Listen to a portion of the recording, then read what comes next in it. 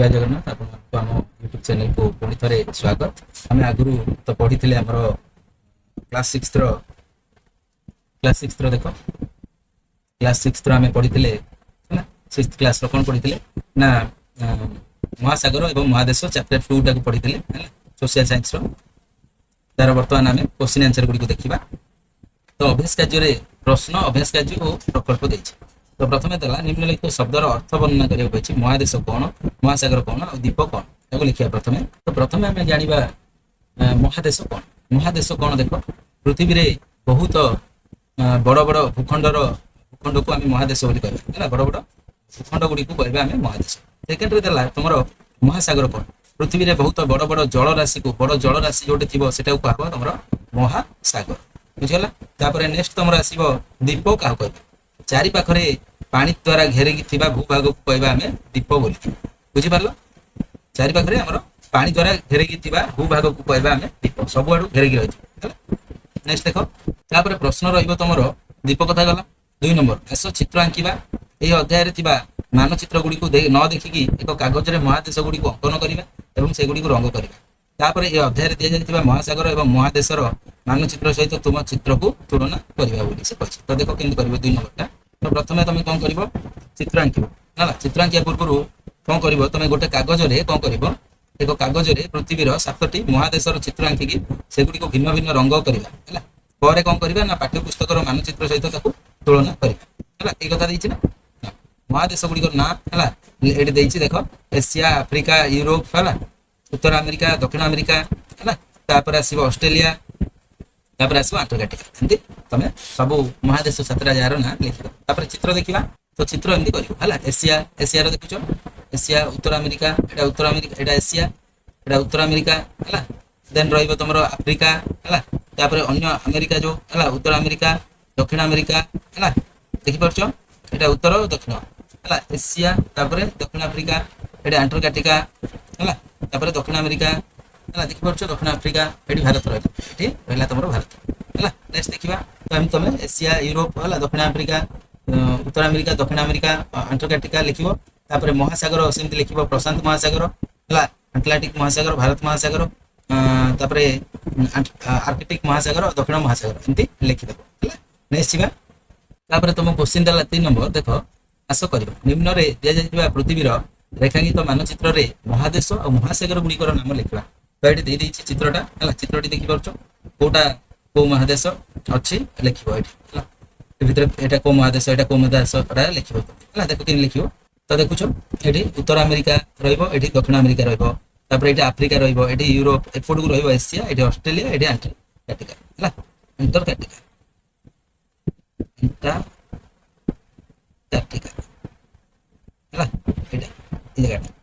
बुझीगला।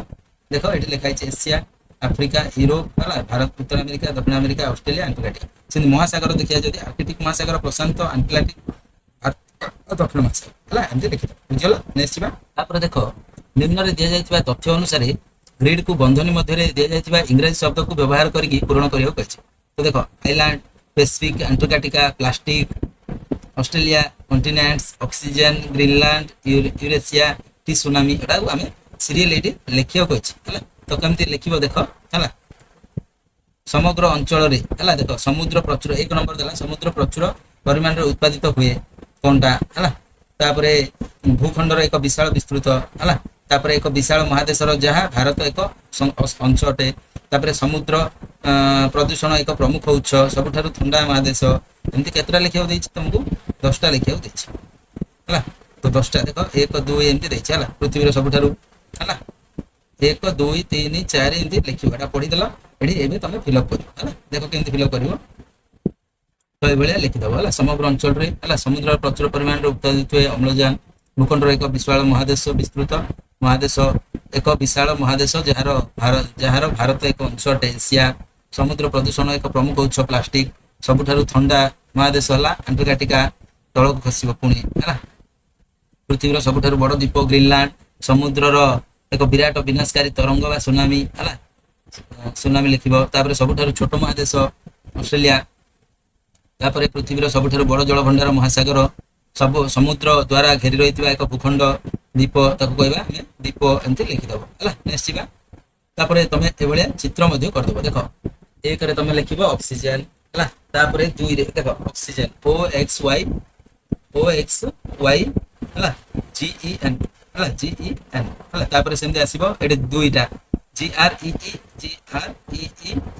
Green ହେଲା, ତାପରେ land LAND land Greenland ଦୁଇଟା, ତାପରେ ତିନି କୋଉଟା ଅଛି ଦେଖ ତିନି ଆସିବ ଏଠି CONTI ହେଲା NENT କଣ୍ଟିନେଣ୍ଟ, ତାପରେ ଚାରି TSUNA ହେଲା MI ସୁନାମି ହେଲା, ତାପରେ ପାଞ୍ଚ AUSTRIRALIA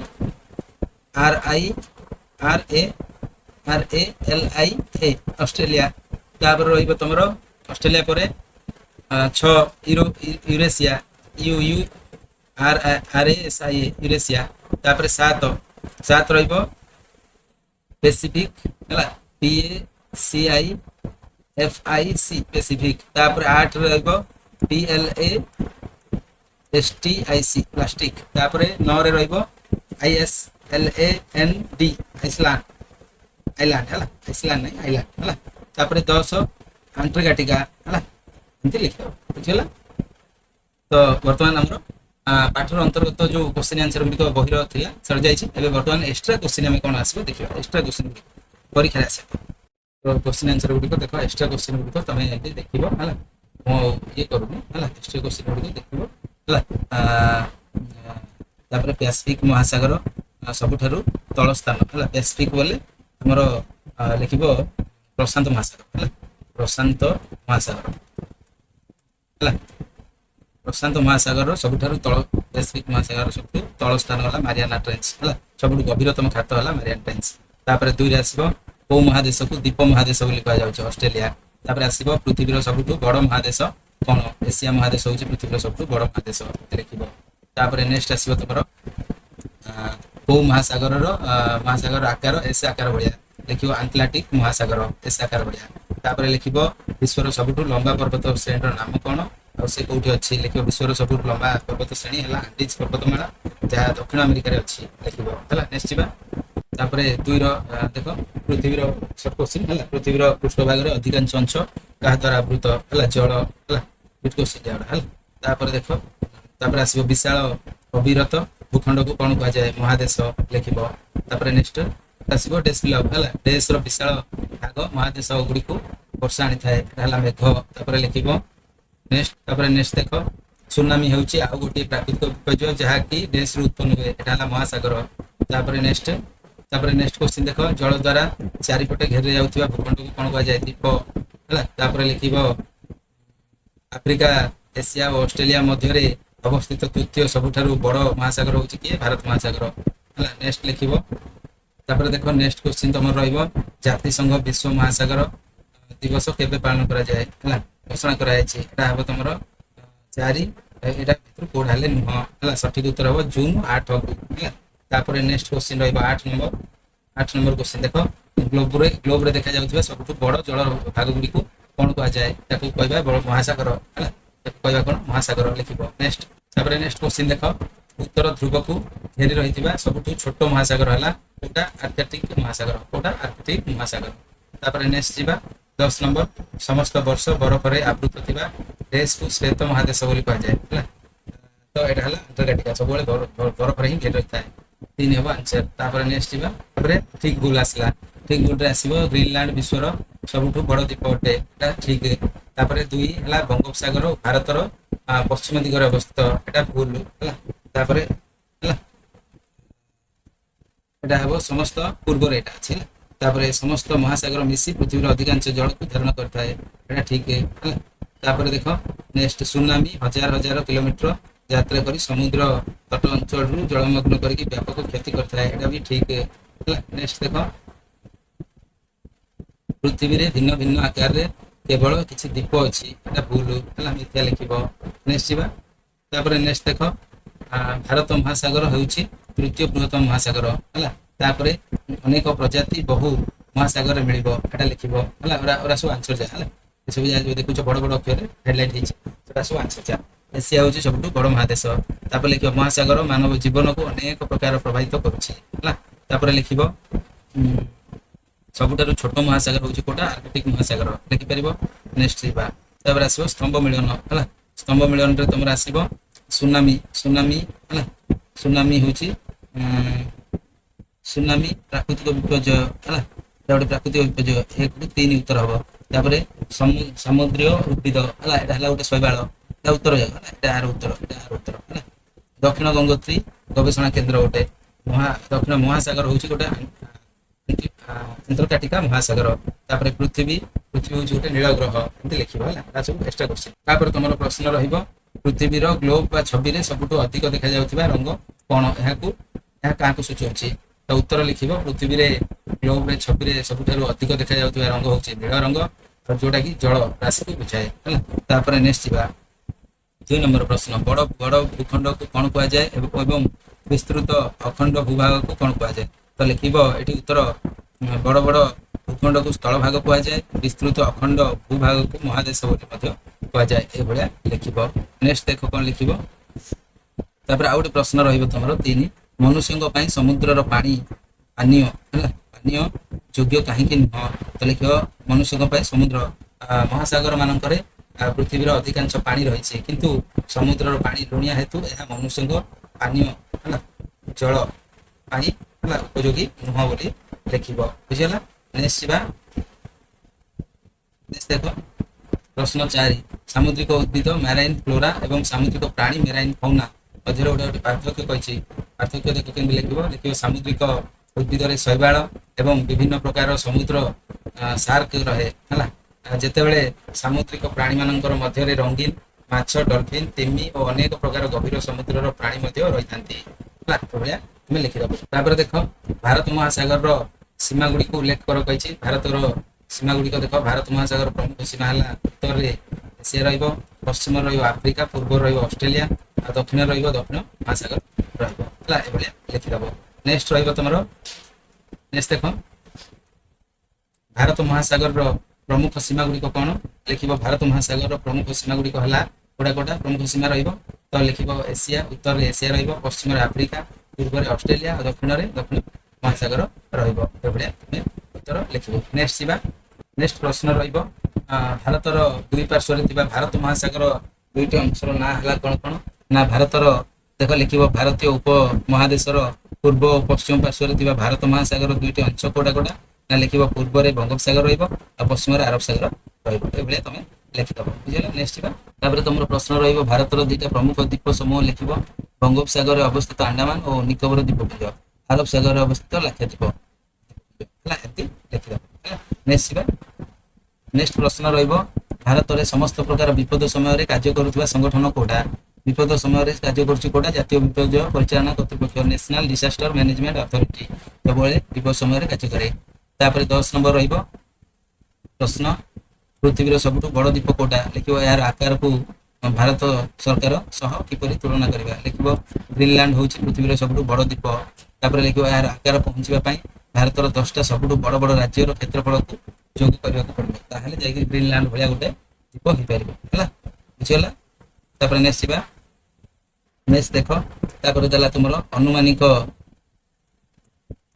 ଅନୁମାନିକ ଭାବରେ ଭାରତରେ କେତେ ଛୋଟଟା ଦ୍ୱୀପ, କେତେଟା ଛୋଟ ଦ୍ୱୀପ ଅଛି? ଭାରତର ପ୍ରମୁଖ 2ଟା ଦ୍ୱୀପର ନାଁ ଲେଖ ବୋଲି କହିଛି। ତ ଲେଖିବ ଭାରତରେ 1300ରୁ ଅଧିକ, ତ ଏଠି ଲେଖିବ ଭାରତରେ 1300ରୁ ଅଧିକ ଛୋଟ ଦ୍ୱୀପ ଅଛି ହେଲା। ବଙ୍ଗୋପସାଗରରେ ଆଣ୍ଡାମାନ ଆଉ ନିକୋବର ଦ୍ୱୀପପୁଞ୍ଜ ଏବଂ ଆରବ ସାଗରରେ ଆମର ଅଛି ଲାକ୍ଷାଦ୍ୱୀପ ହେଲା। ଲାକ୍ଷାଦ୍ୱୀପପୁଞ୍ଜ ଅଛି ଲେଖିବ। ନେକ୍ସଟ ଯିବା, ନେକ୍ସଟ ପ୍ରଶ୍ନ ରହିବ 12, ତ ଦେଇଛି ଜାତିସଂଘ ବା UN ଦ୍ୱାରା ବିଶ୍ୱ ସାଗର ଦିବସ କେବେ ପାଳନ କରାଯାଉଛି? ତ ଲେଖିବ ଏଟା ହେବ ଜୁନ 8 ତାରିଖ ହେଲା। ଜୁନ ମାସ 8 ତାରିଖରେ ଆମେ ବିଶ୍ୱ ସାଗର ଦିବସ ପାଳନ କରୁଛୁ। ନେକ୍ସଟ ତମର ପ୍ରଶ୍ନ ରହିବ 13 ନମ୍ବର, ପ୍ରାରମ୍ଭିକ ଅନ୍ତରୀକ୍ଷ ଯାତ୍ରୀମାନେ ପୃଥିବୀକୁ କୋଉ ରଙ୍ଗ ସହିତ ସମ୍ବନ୍ଧିତ କରିଥିଲେ ଏବଂ କାହିଁକି? ତ ଲେଖିବ ଏଟା ଉତ୍ତର, ପ୍ରାରମ୍ଭିକ ଅନ୍ତରୀକ୍ଷ ଯାତ୍ରୀମାନେ ପୃଥିବୀକୁ ନୀଳ ରଙ୍ଗ ସହିତ ସମ୍ବୋଧ କରିଥିଲେ, କାରଣ ପୃଥିବୀରେ ଜଳଭାଗର ପରିମାଣ ବହୁତ ଅଧିକ ଅଛି, ସେଥିପାଇଁ ଏଟା ଲେଖିବ ହେଲା। ନେକ୍ସଟ ଯିବା, ତାପରେ ନେକ୍ସଟ ଲେଖିବ 14, ଭାରତୀୟ ନୌସେନାରେ ମୋଟରେ କୋଉ ଦେବତାଙ୍କୁ ସ୍ମରଣ କରାଯାଉଛି? ଲେଖିବ ଭାରତୀୟ ନୌସେନାର ମୋଟରେ ବରୁଣ ଦେବତାଙ୍କୁ ହେଲା। ନୌସେନାର ହେଲା ବୋଟରେ ଭୋଟରେ ବରୁଣ ଦେବଙ୍କୁ ସ୍ମରଣ କରାଯାଉଛି। ସେ ଜଳ ଓ ବାୟୁର ଦେବତା ଅଟନ୍ତି, ତେଣୁକରି ବରୁଣ ଦେବତାକୁ ପୂଜା କରାଯାଉଛି। ତାପରେ ଲେଖିବ ପୃଥିବୀର ଅଧିକାଂଶ ଜଳ କୋଉ ଅର୍ଦ୍ଧଗୋଲାର୍ଦ୍ଧରେ ଅଛି? ଅର୍ଦ୍ଧଗୋଲକରେ ଅଛି, ଗୋଲାର୍ଦ୍ଧରେ ଅଛି। ତ ଲେଖିବ ପୃଥିବୀର ଅଧିକାଂଶ ଦକ୍ଷିଣ ଅର୍ଦ୍ଧଗୋଲାର୍ଦ୍ଧରେ ଅଛି, ଗୋଲକରେ ଅଛି ହେଲା। ବୁଝିଲା? ନେକ୍ସଟ ଦେଖିବା। ନେକ୍ସଟ ଦେଖ ତମର ରହିବ, ନେକ୍ସଟ ଦେଖ 16 ନମ୍ବର ପ୍ରଶ୍ନ ରହିବ ତମର। ପ୍ରଶ୍ନ କଣ ଦେଲା ଦେଖ, ପ୍ରଶ୍ନ ଦେଲା ହିମ ନଦୀ ନଦୀ ହ୍ରଦ ହେଲା, ଦେନ୍ ରହିବ ଶାଖା ନଦୀ ବି ଲେଖିପାରିବ ହେଲା, ଶାଖା ନଦୀ ହେଲା, ଗ୍ଲାସିୟର ବା ହିମବାହ ହେଲା, ଭୂଭାଗରେ କୋଉ ପ୍ରକାର ଜଳ ସବୁ ମିଳିବ, ଏହା କାହିଁକି ଗୁରୁତ୍ୱପୂର୍ଣ୍ଣ? ଏଟା ଲେଖିବ ତମେ, ଭଲ ଜଳ ମିଳିବ ହେଲା। ହିମ ନଦୀ ନଦୀ ହ୍ରଦ ଓ ଭୂଗର୍ଭରେ ମିଠା ଜଳ ମିଳିଥାଏ, ଏହା ଗୁରୁତ୍ୱପୂର୍ଣ୍ଣ କାରଣ ଏହା ମାନବ ର ବ୍ୟବହାର ପାଇଁ ନିହାତି ଦରକାର ବା ଉପଯୁକ୍ତ ହେଲା। ଏ କଥା ଲେଖିବ। ନେକ୍ସଟ ଯିବା। ତାପରେ ଲେଖିବ ପ୍ରଶ୍ନ 17, ଭିନ୍ନ ଭିନ୍ନ ମହାସାଗରରେ ପ୍ରବାହିତ ସମୁଦ୍ର ଜଳ କେମିତି ପ୍ରକାର ଜୀବକୁ ଧାରଣ କରିଥାଏ ଲେଖାଯାଇଛି। ତ ଏଟା ଲେଖିବ ଉତ୍ତର, ଭିନ୍ନ ମହାସାଗରରେ ପ୍ରବାହିତ ସମୁଦ୍ର ଜଳ ବିଭିନ୍ନ ପ୍ରକାର ସାମୁଦ୍ରିକ ଉଦ୍ଭିଦ ଓ ପ୍ରାଣୀମାନଙ୍କୁ ଧାରଣ କରିଥାଏ। ଉଦାହରଣ ସ୍ୱରୂପ ଶୈବାଳ, ଆଲଜି ଆଉ ସମୁଦ୍ର ଶାର୍କ ବା ସି ବିଟ୍ ହେଲା, ଇତ୍ୟାଦି ସେଗୁଡ଼ିକୁ ଧାରଣ କରିଥାଏ। ନେକ୍ସଟ କ୍ୱେଶ୍ଚିନ୍ ଦେଖ 18। ତାପରେ ଦେଲା ଭାରତର ପଶ୍ଚିମ ଓ ପୂର୍ବ ଦିଗରେ ଭାରତ ମହାସାଗର କୋଉ ଦୁଇଟି ଅଂଶ ଅବସ୍ଥିତ? ଲେଖିବ ଭାରତର ପଶ୍ଚିମ ଦିଗରେ ଆରବ ସାଗର ଆଉ ପୂର୍ବ ଦିଗରେ ବଙ୍ଗୋପସାଗର ଅବସ୍ଥିତ ବୋଲି ଲେଖିବ। ନେକ୍ସଟ ଯିବା। ନେକ୍ସଟ କ୍ୱେଶ୍ଚିନ୍ ତମ ପାଇଁ ରହିବ, ସୁନାମି କାହିଁକି ହୁଏ ଏବଂ ଏହାର ସମୁଦ୍ର ତଟ ଅଞ୍ଚଳରେ କେମିତି ପ୍ରଭାବ ପଡ଼ିଥାଏ, ଏ କଥା ପଚାରିଛି। ତ ଉତ୍ତର ଲେଖିବ, ଭୂମିକମ୍ପର ତରଙ୍ଗରୁ ସୁନାମି ସୃଷ୍ଟି ହୋଇଥାଏ ଏବଂ ଏହା ସମୁଦ୍ର ତଟ ଅଞ୍ଚଳକୁ ଧ୍ୱଂସ ମଧ୍ୟ କରି ପକାଇଥାଏ, ଏ କଥା। ନେକ୍ସଟ ଯିବା। ନେକ୍ସଟ ଦେଖ ପ୍ରଶ୍ନ ରହିବ 20, ସାଧାରଣତଃ କେତୋଟି ମହାଦେଶ ରହିଛି ଓ ସେଗୁଡ଼ିକ ନାଁ କଣ ବୋଲି ପଚାରିଛି। ସାଧାରଣତଃ 7ଟା ମହାଦେଶ ରହିଛି ଆଉ ସେଗୁଡ଼ିକ ହେଲା ଏସିଆ, ଆଫ୍ରିକା, ଦକ୍ଷିଣ ଆମେରିକା, ଉତ୍ତର ଆମେରିକା, ଆଣ୍ଟାର୍କଟିକା, ୟୁରୋପ ଆଉ ଅଷ୍ଟ୍ରେଲିଆ। ଏଭଳିଆ ତମେ ମହାଦେଶ ଗୁଡ଼ିକ ନାଁ ଲେଖିଦେବ। ନେକ୍ସଟ ଯିବା ପ୍ରଶ୍ନ 21। ତାପରେ ମହାସାଗର ପଚାରିଛି କି ମହାଦେଶ ପଚାରିଥିଲା। ତାପରେ 21 ନମ୍ବର, ବିଶ୍ୱର ସବୁଠାରୁ ବଡ଼ ଦ୍ୱୀପ ଜାଣିଛ? ଗ୍ରୀନଲ୍ୟାଣ୍ଡକୁ ବିଶ୍ୱର ସବୁଠୁ ବଡ଼ ଦ୍ୱୀପ କୁହାଯାଉଛି ହେଲା। ଏହା ଆମର ପ୍ରାୟ ବହୁତ ଗୁଡ଼ିଏ ରାଜ୍ୟର ସମାହାରର ଭଳିଆ ହେବ, ଗ୍ରୀନଲ୍ୟାଣ୍ଡଟି ବଡ଼, ବହୁତ ବଡ଼। ତାପରେ ଆଉ ଗୋଟେ ପ୍ରଶ୍ନ ରହିବ ତମର 22, ଭାରତୀୟ ଆଣ୍ଟାର୍କଟିକା କାର୍ଯ୍ୟକ୍ରମର ଉଦ୍ଦେଶ୍ୟ କ'ଣ? ନା ଭାରତର ଆଣ୍ଟାର୍କଟିକା କାର୍ଯ୍ୟକ୍ରମର ଉଦ୍ଦେଶ୍ୟ ହେଉଛି ଯେ ସମୟ ସହିତ ଜଳବାୟୁର ପରିବର୍ତ୍ତନ ଉପରେ ସେଠି ଗବେଷଣା କରାଯାଉଛି। ସେଠି ଗୋଟେ ଗବେଷଣା କେନ୍ଦ୍ର ଅଛି, ତା ନାଁ ହେଲା ଦକ୍ଷିଣ ଗଙ୍ଗୋତ୍ରୀ ନାଁ ଦିଆଯାଇଛି। ନେକ୍ସଟ ପ୍ରଶ୍ନ ରହିବ ତମର, ଭାରତୀୟ ମହାସାଗର ସୁନାମି ସତର୍କତା ପ୍ରଣାଳୀ ସ୍ଥାପନର କାରଣ କୋଉ ଘଟଣା ଥିଲା? ସେ ଦେଇଛି।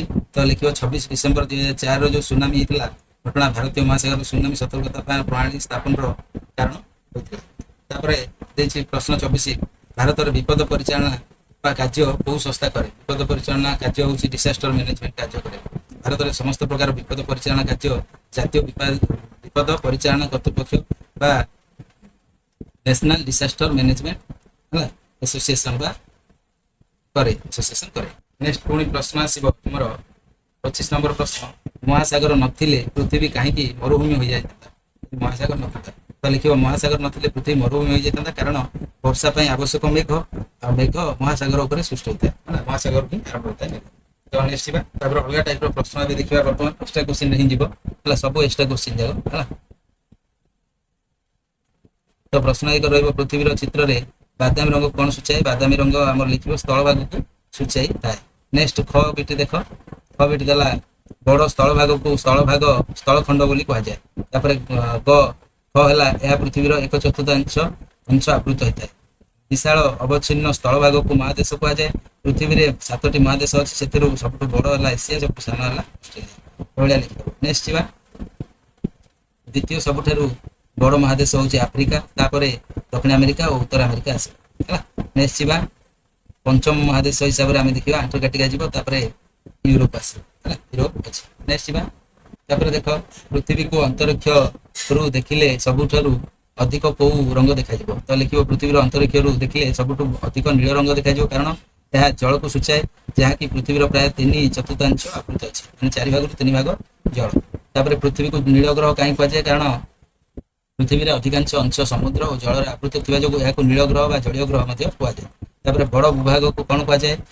ତ ଲେଖିବ, ବଡ଼ ଭୂଭାଗକୁ ସ୍ଥଳଭାଗ କୁହାଯାଏ ଏବଂ ବିଶାଳ ଅବଚ୍ଛିନ୍ନ ଭୂଭାଗକୁ ମହାଦେଶ ବୋଲି କୁହାଯାଏ। ତାପରେ ଲେଖିବ, ପୃଥିବୀର ପୃଷ୍ଠଭାଗରେ ଥିବା ବାଦାମୀ ରଙ୍ଗ କ'ଣ ସୂଚାଏ?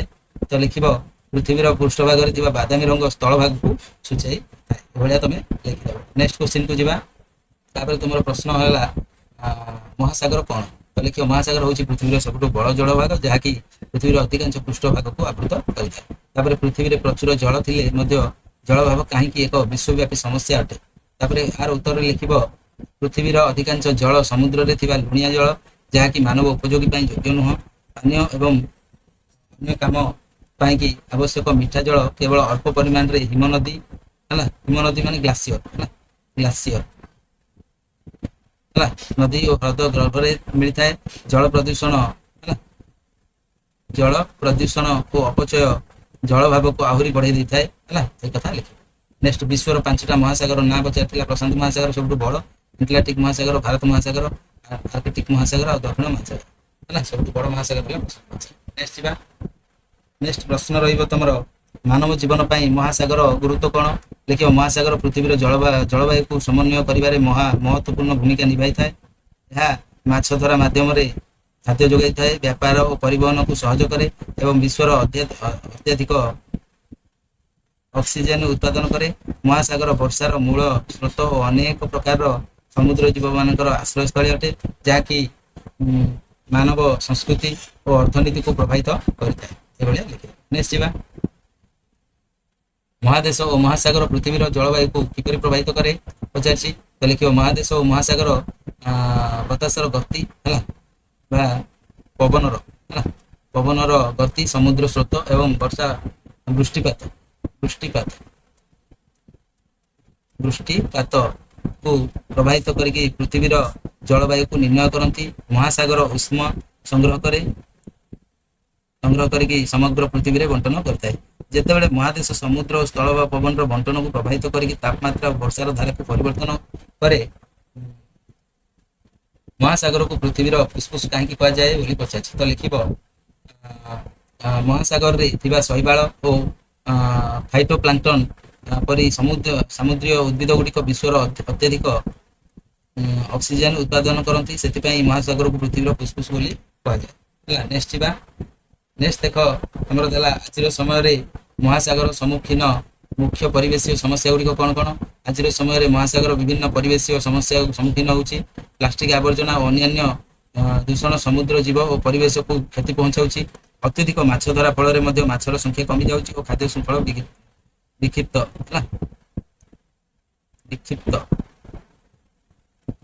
ହେଉଛି।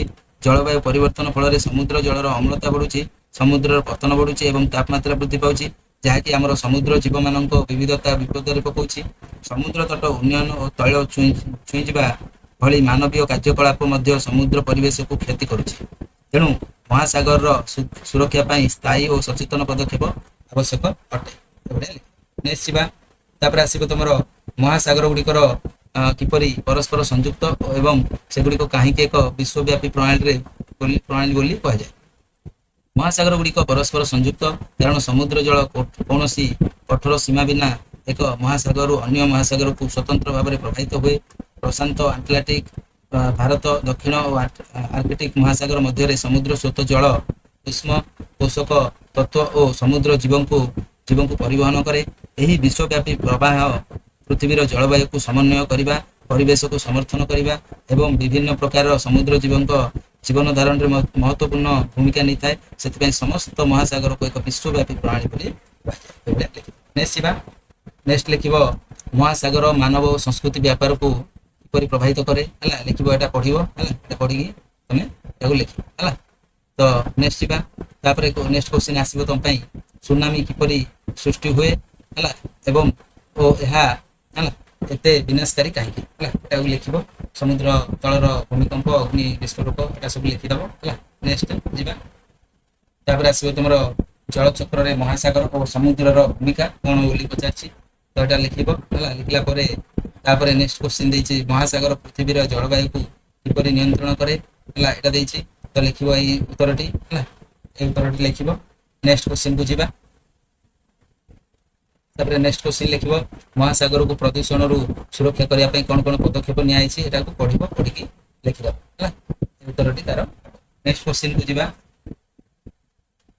ତାପରେ ତମକୁ ନେକ୍ସଟ କ୍ୱେଶ୍ଚିନ୍ ଦେଲା ସମୁଦ୍ର ସ୍ରୋତକୁ ବୁଝିବା ମାନବ କାର୍ଯ୍ୟକଳାପକୁ କିପରି ଉପକୃତ କରେ ସେଟା ଲେଖିବ ହେଲା। ଏଭଳିଆ ଉତ୍ତର ତମେ ସମୁଦ୍ର ସ୍ରୋତ ବିଷୟରେ ଜ୍ଞାନ, ନୌ ପରିବହନ, ମାଛ ଧରା ବିଷୟରେ ତମେ ଲେଖିଦବ। ନେକ୍ସଟ କ୍ୱେଶ୍ଚିନ୍ ଯିବା। ତାପରେ ଦେଲା ଉପକୂଳ ଅଞ୍ଚଳ ପାଇଁ ପୂର୍ବ ସତର୍କତା ବ୍ୟବସ୍ଥା କାହିଁକି ଜରୁରୀ ଅଟେ, ଏଟା ତମେ ଏ ଉତ୍ତରଟିକୁ ପଢିବ, ପଢିକି ଲେଖିଦବ। ନେକ୍ସଟ କ୍ୱେଶ୍ଚିନ୍ ଯିବା। ତାପରେ ତମର ଦେଲା 20 ଦେଖ ସଂରକ୍ଷଣକୁ ପ୍ରୋତ୍ସାହନ ଦେବାରେ ଶିକ୍ଷାର ଭୂମିକା କଣ ଅଛି, ସେଟାକୁ ଶିକ୍ଷା ମାନବ ପରିବେଶ ପାଇଁ ମହାସାଗର ଗୁରୁତ୍ୱ ବିଷୟରେ ଲେଖିବ। ତାପରେ ଦ୍ୱୀପ କଣ ହେଲା, ଏହା ମହାଦେଶକୁ କିପରି ଭିନ୍ନ ସେଟା ଲେଖିବ। ଦ୍ୱୀପ କଣ ବୋଲିକି ଲେଖିବ, ସେଟା ଲେଖିକି ଏକ୍ସପ୍ଲେନେସନ କରିବ। ତାପରେ ଦେଇଛି ମହାସାଗର କିପରି ସମୁଦ୍ର ଜୀବମାନଙ୍କୁ ସମର୍ଥନ କରେ ସେ ବିଷୟରେ ଲେଖିବ। ମହାସାଗର ମାଛ, ସମୁଦ୍ର ସ୍ତନ୍ୟପାୟୀ ପ୍ରାଣୀ ବିଷୟରେ ଲେଖିବ ହେଲା। ନେକ୍ସଟ ତମର ଆସିବ ମହାସାଗରର ସହ ସଂଯୁକ୍ତ ଛୋଟ ଜଳଭାଗ ମାନଙ୍କୁ କୋଉ କୋଉ ନାମରେ ଡକାଯାଏ ହେଲା। ଲେଖିବ ମହାସାଗର ସହ ସଂଯୁକ୍ତ ଛୋଟ ଜଳଭାଗ ମାନଙ୍କୁ ସମୁଦ୍ର, ଉପସାଗର, ଖାଡି, ସମୁଦ୍ର ସଂକୋଚନ ପଥ, ଏମିତି ନଦୀମୁଖ ଭଳି ଡକାଯାଏ ହେଲା। ନେକ୍ସଟ ଯିବା।